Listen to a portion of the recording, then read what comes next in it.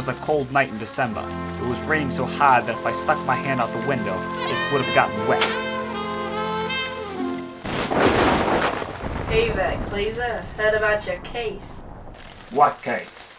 It's not important. Right off the bat, I knew there was something fishy about this case. It wasn't quite seared salmon, but it sure wasn't gefilte fish either. It was more of a teriyaki sushi, or possibly a fillet of sole, maybe even seared flounder, smoked cod, or maybe... So baby, who are you anyway? Why are you here? This isn't a night fit for a dame to be outdoors. A dame like you. You should be home sitting in hot cocoa and listening to the radio. Also, there's this new building which just got heat, down the corner of Bancroft and Jefferson, holding an event. If you shut up, I'll tell you. But first, let me go slip into something more comfortable. No, Johnny, molasses and anchovies on my burger. Yes, anchovies and molasses.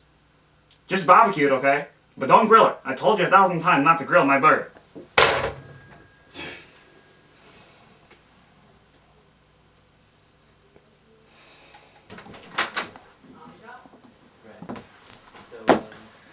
So anyway, I came to ask for your help.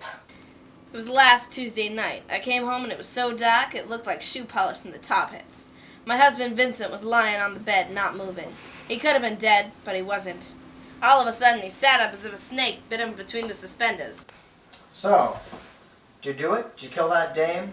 I hadn't killed that dame I was talking about. However, the body I found in my desk could have belonged to one of her first cousins. Or maybe your aunt. No, I didn't kill that dame. I was with Glazer last night. Glazer? That good-for-nothing scoundrel. Why, I should have kicked his bucket off the Chrysler building years ago. Vinny, you don't understand. He loves me and I love him back with all my beating heart. It's a love you'll never understand. Yeah, whatever. I had no idea what she was talking about, but I knew she was a crazy dame from the start. Besides, I knew I would get that Glazer someday.